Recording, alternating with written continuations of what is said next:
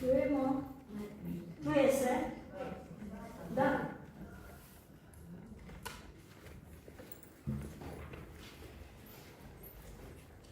Ovako. Olga je tu. Majka je rekla, Živka je rekla da je majka došla preradosna. Svih nas je blagoslovila i pozdravila je sa hvaljen Isus.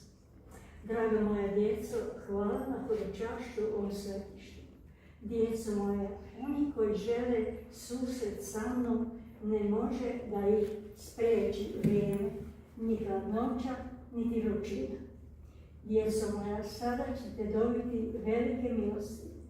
Djeco moja, tko ne dobije te milosti, udjelila sam onima kojima je najteže.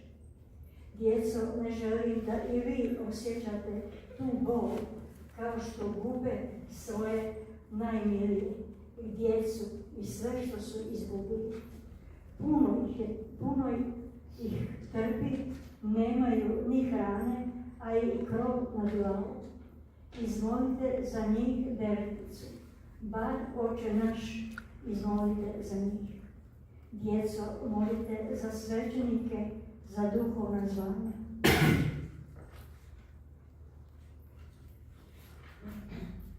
Blagoslivam sve što ste ponijeli za blagoslov i vas. Nosite moj blagoslov svojoj obitelji. Izmolite jednu zlatnu krunicu po mojoj nakani u bilo koje vrijeme. Molite, molite, molite. Bogu hvala.